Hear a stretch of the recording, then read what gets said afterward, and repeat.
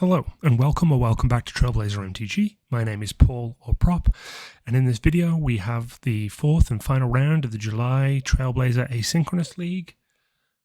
And our opponent for this week is going to be Anamander on Mon-White Aggro.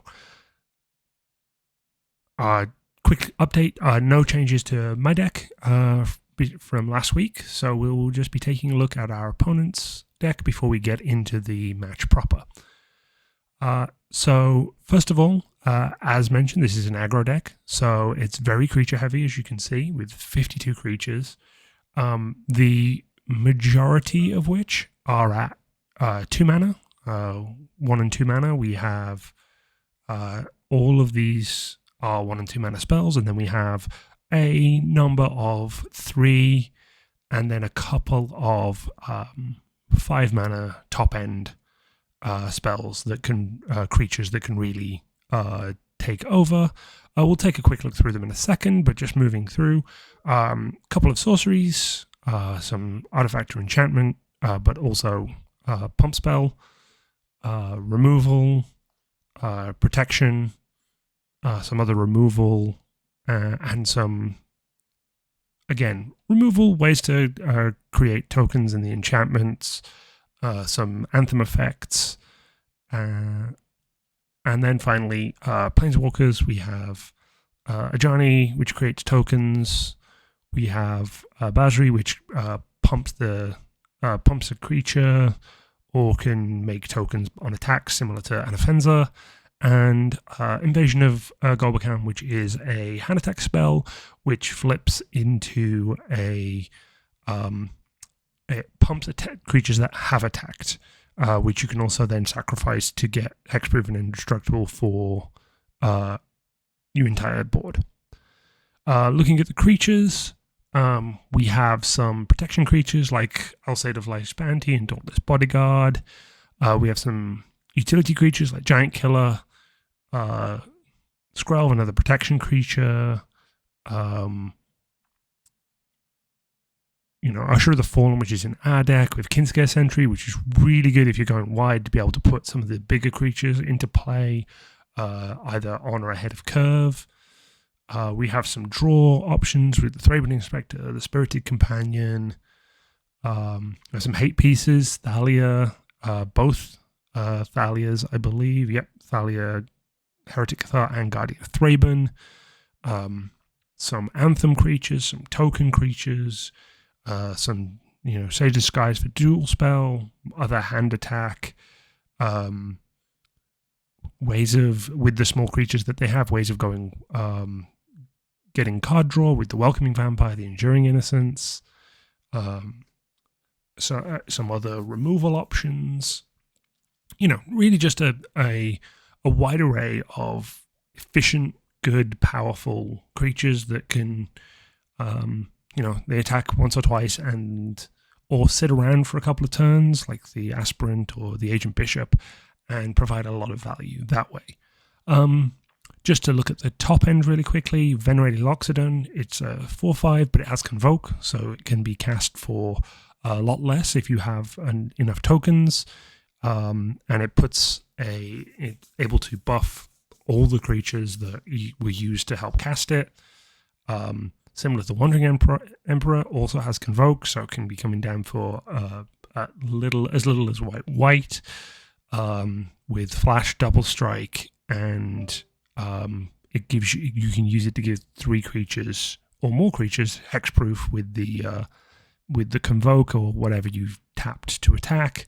And another Convoke creature, the Knight Errant of Eos, which lets you dig into your deck to find up to 2 creatures with, what are we looking at? 4 mana value, 4 or less.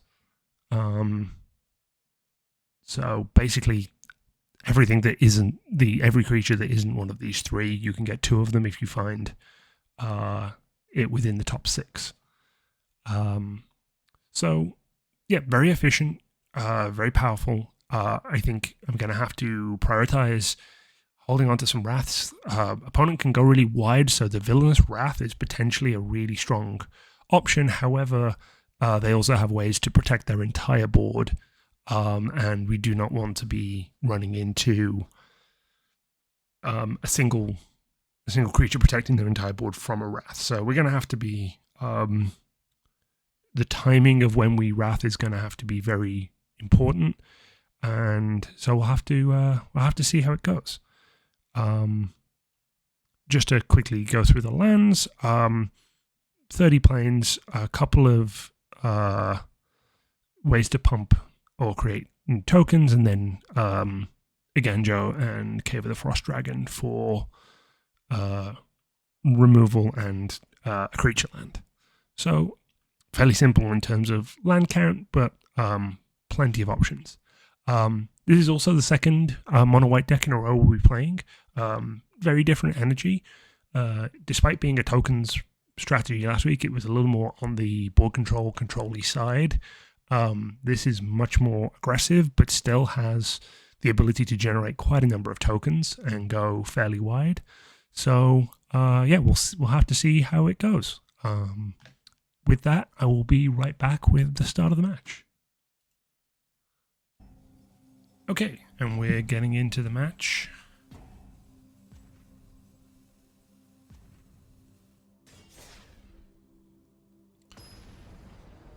I'm going to hopefully get either some low drops or some early removal to deal with any early aggression. Oh, we won the die roll, so that's a good start. Let's see what we have. Well, this is unfortunate because one more land, then I would probably keep this with these three options, but unfortunately, this is going to have to be a mulligan. Okay, I think I can keep this. Unfortunately, I'm going to have to put the Inevitable Defeat back. I've got 2 lands and it's a 4 mana card. So I'm just going to lead on the starting town.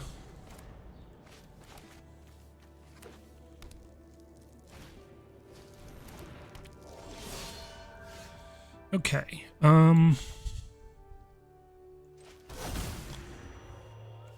I don't know that I want to just spend the strategic betrayal on this Usher of the Fallen, but flashing in the Qatar Commander to trade for it and them still getting a 1-drop. You know what? Has tokens and ways of going wide. I think I'm just going to do this right now. They could have kept off the back of that being their main threat. Okay. In that case, hitting the 3rd land is great. You get to get rid of the Stoat.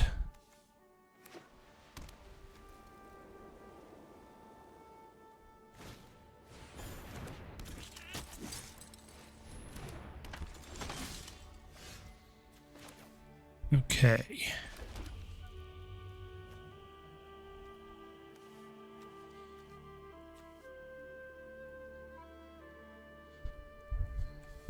So, if we were to put a 1/1 counter on a creature and gain first strike, it would trade, but then they would have the.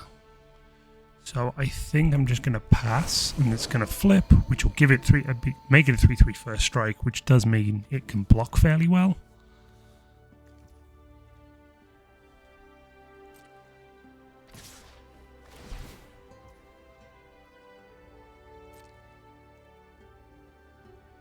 Let's see what they do. Okay. They didn't endure.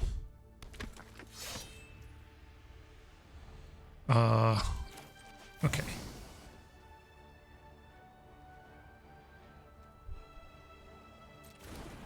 I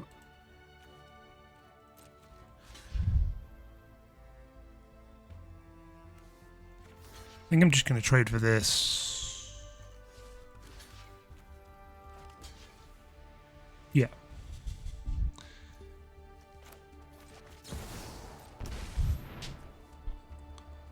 I'm going to exile the Kinscare Sentry.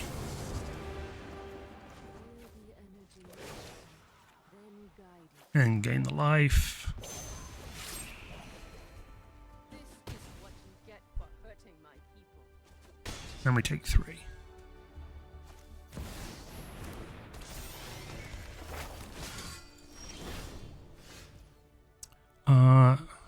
Okay.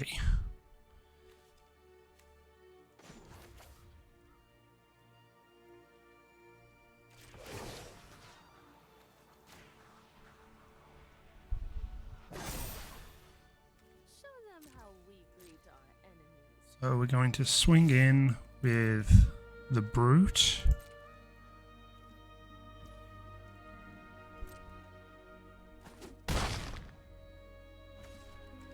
And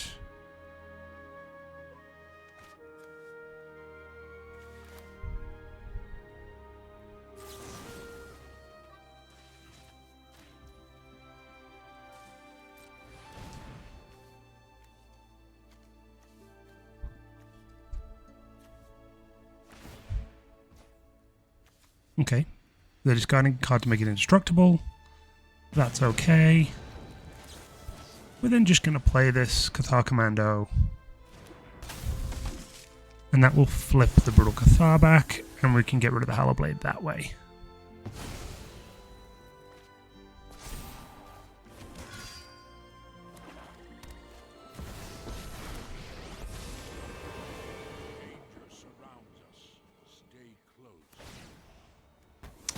That's unfortunate. So now what we really need to do is we need to find a Wrath.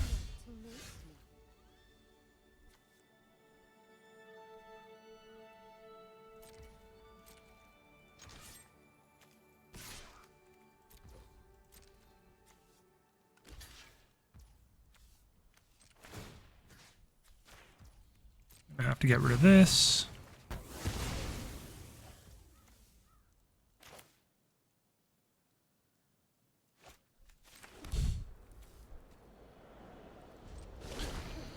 Alright, I think that was the blowout. That's probably going to end up losing us the game because now they have 4, 5, 6, 7, 8, 9, 10, 11, 12, 13. Attacking for 13 damage plus gaining 3 life. Yeah, they mistimed their activations, but this... We are on Draw Wrath or Scoop at this point. Yep, that's a Scoop.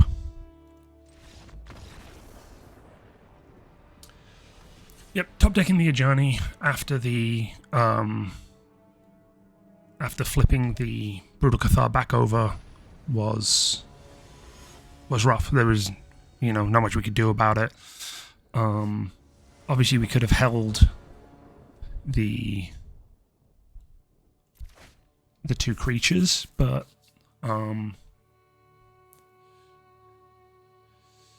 so unfortunately this would be a keep if either of these came in untapped, even with the black spells holding our hand because of the Usher of the Fallen. But this has got to be the mulligan again.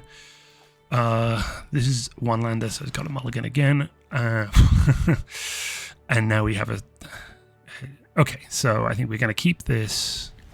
We're going to put... No, I think we'll keep... We have... And we'll put the Blood Corrupt back. So first up, we're going to... Yeah, we'll play this. And we'll go get the Shadowy Backstreet.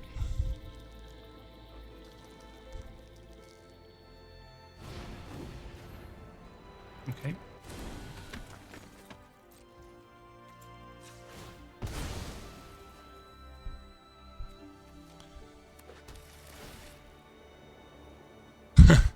Of course, that's another 4-drop. We unfortunately cannot. And of course, that means we draw into a land. Okay.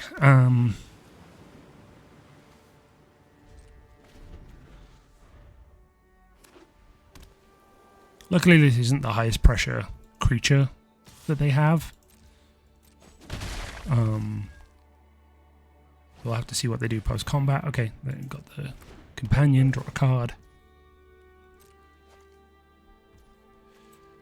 And we're going to go get the Elegant Parlor.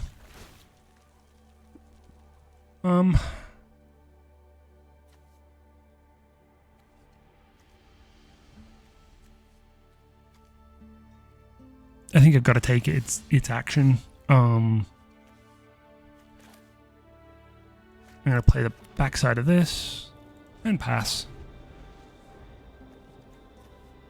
I'm not particularly worried about either of these creatures unless they try and return them.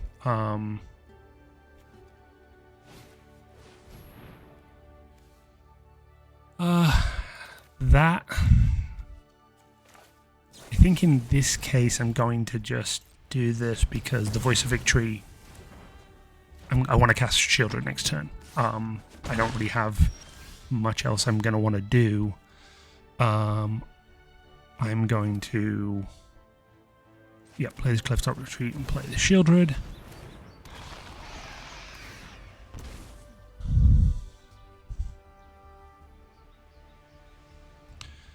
And next turn we can pay retail for the Overlord, get a 5/5.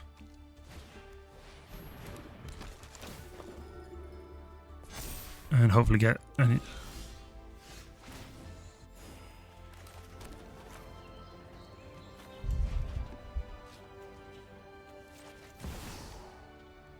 hang on. 1, 2, 3, 4.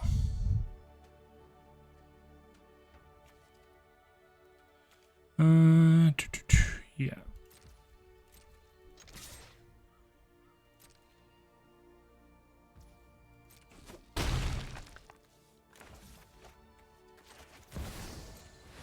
Let's see what we hit off this. I mean, worst case, we can take the Elegy Acolyte. Or do we want the Alesha? I think I'm going to take the Acolyte. Just try and get as many big things on the board as we can.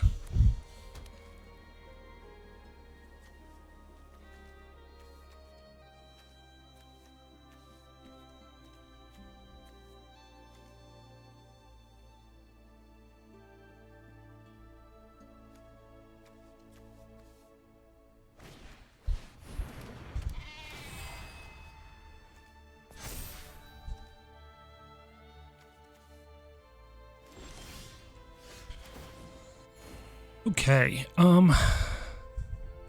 so the interesting question is... Right, I think the best option is to do that. 1, 2, 3, 4. Yeah, we want to put the pressure on here. We have 3 mana.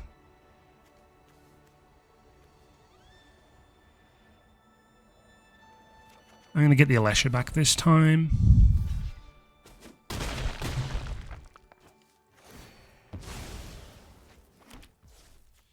And then I'm going to play her. And we will get...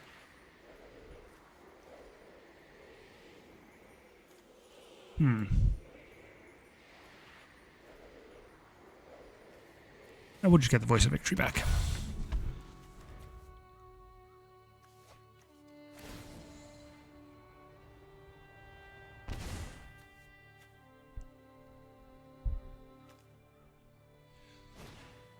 So I think we were lucky here that our opponent had a bit of a slower, less aggressive hand. And obviously they were a little short on lands.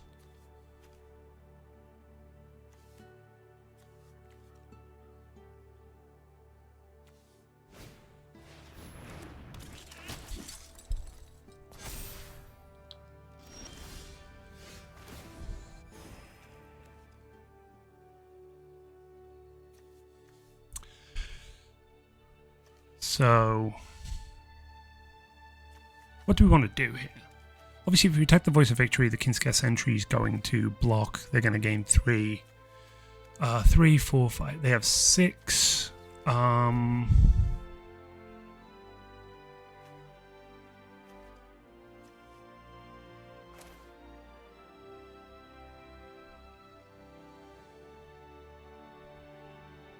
think... It's an interesting situation. If I attack with the Overlord and the Voice of Victory, I get to mill, I get to get something back, the voice gets blocked, they gain 3 life.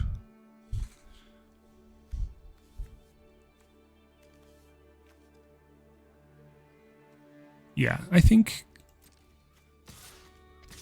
And if they want to multi-block, that's also okay.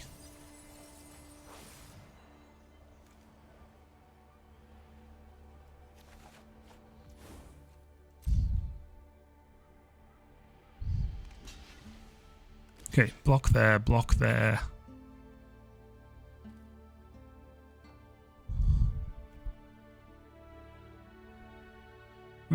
Yeah.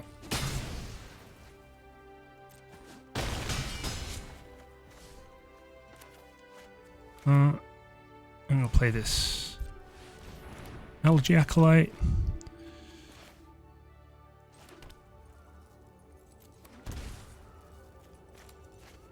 I'm just gonna end turn.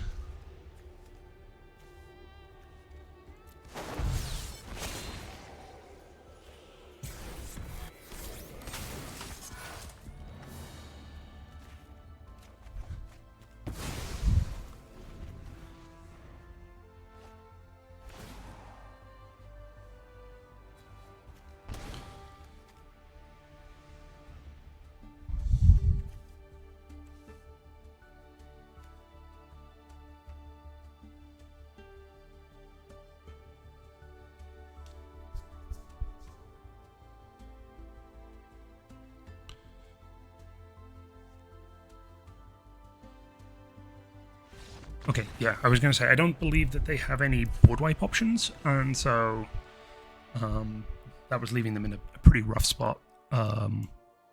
We don't have any real concern about just going as wide as possible in this matchup. There's no Settle the Wreckage, no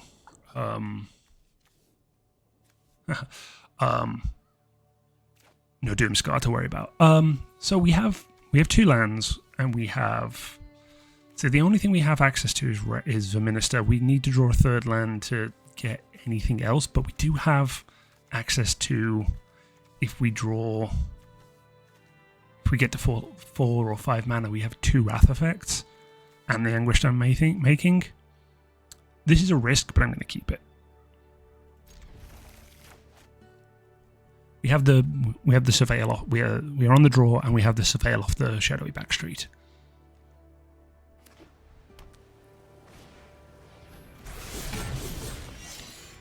Okay. Yep. Just bin that. We do need the extra land.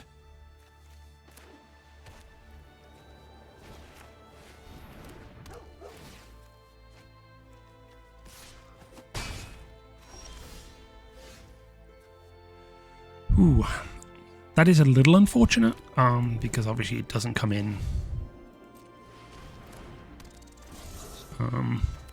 untapped.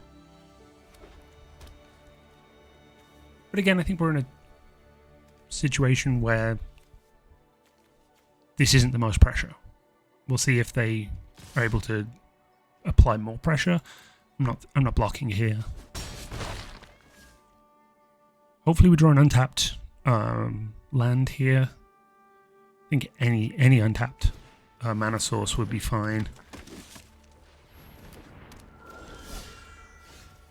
That is none of those. So I'm just going to have to play this tapped, pass back.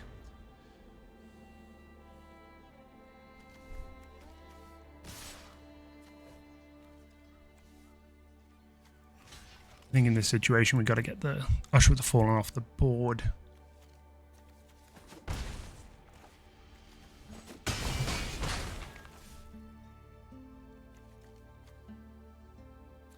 So I think unless...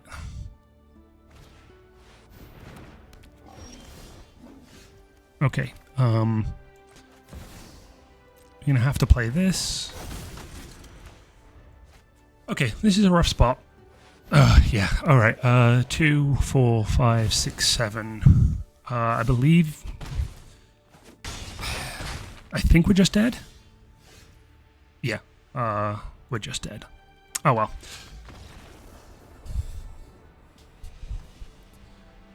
Yeah, rough third game. It was a bit of a sketchy keep, but I think, you know, without the... No, it was a sketchy keep. We like... That was on me. All right, I will be right back with the post match.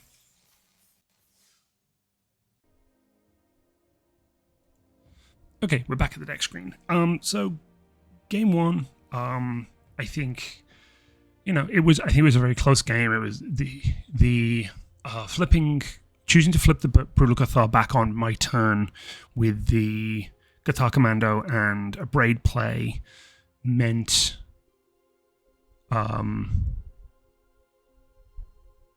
Meant that the Ajani was just a backbreaker, right?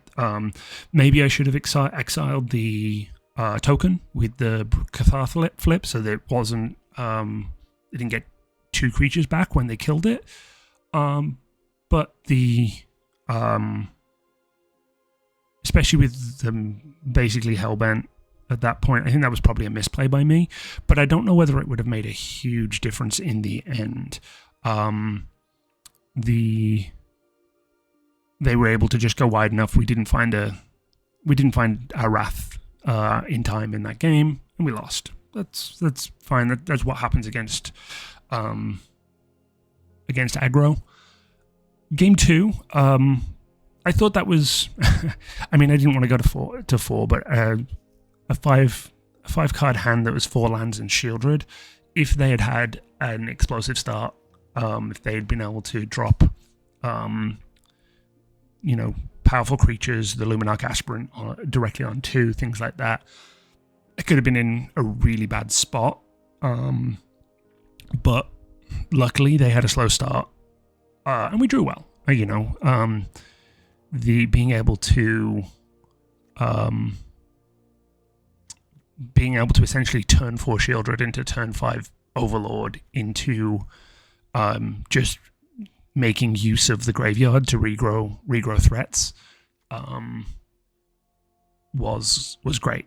Especially when you add Alesha to that, where you can get the Alesha back from the Baelmerk attack, then cast Alesha, get something else back. We were able to sustain really well.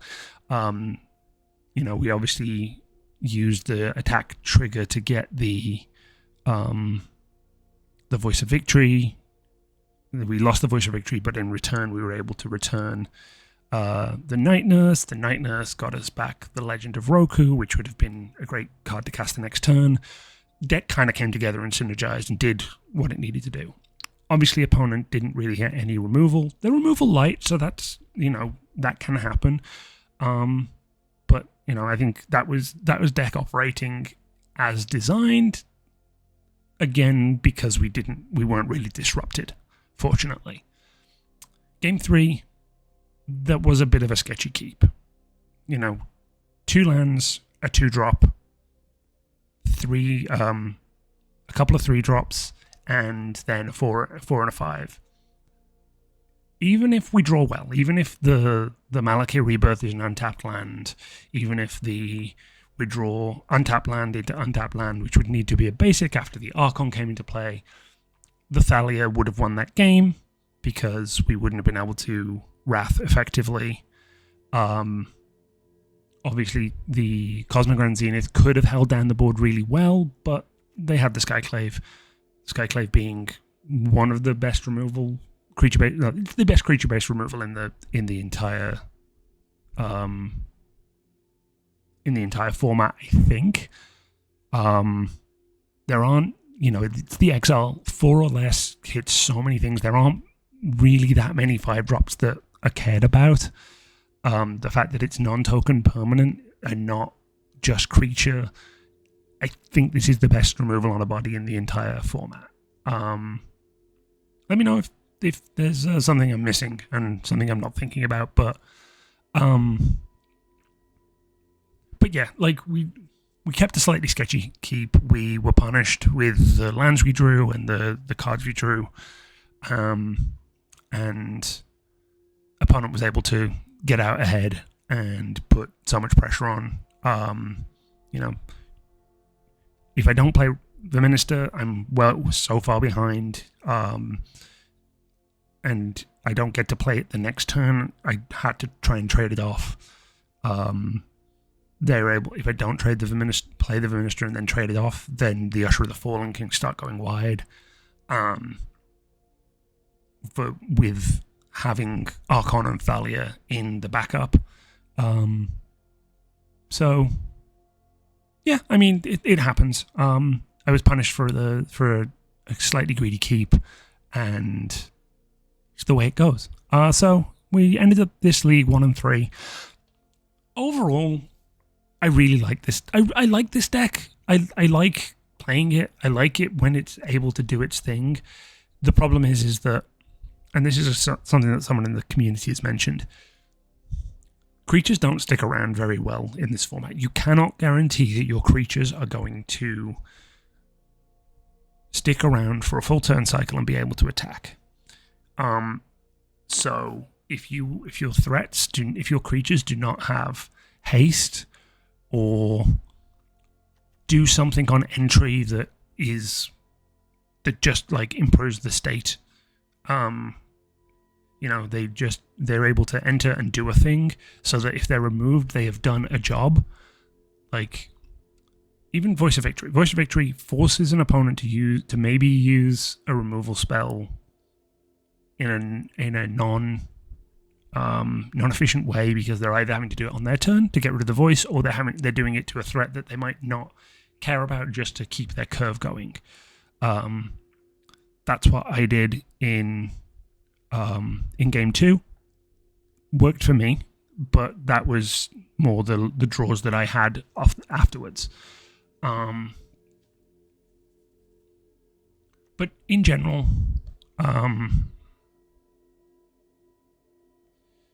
a lot of these creatures have to attack in order to get a benefit, or have to have resources on the board. But like I said after the last match, I think it's hard to argue against any mid-range plan in this format needing blue for card selection, for some of the disruption, whether it be protecting your own things or some of the counter spells, but primarily for those really efficient card draw spells, your stock ups, your treasure cruisers, your consult the star charts. Those are so powerful, and then at the low end you have the sleight of hands, the considers, the opts. Like, even if that's all you're really doing with blue, I think that's enough to make blue a really valuable include in a deck. And I think any deck that is not including blue, that is trying to be a mid-rangey, have a mid-rangey kind of plan, needs to understand why it's not doing it. I think you could argue that our last week's opponent, that Mon-White was a mid-range deck, but a lot of that, the card draw was kind of all in on artifacts. The artifacts were providing the card draw. And maybe that's where this needs to go. We need to cut some of the more niche removal, put in some artifacts that provide card draw, like the Bankbuster, like maybe the Maze Mine Tome, or even the Celestus. maybe that's where this goes. I'm going to rethink it. I'm going to think about this deck and maybe make some adjustments. So we may see it again in a future league. But that is it for this league. I will see you next time, and have a wonderful day.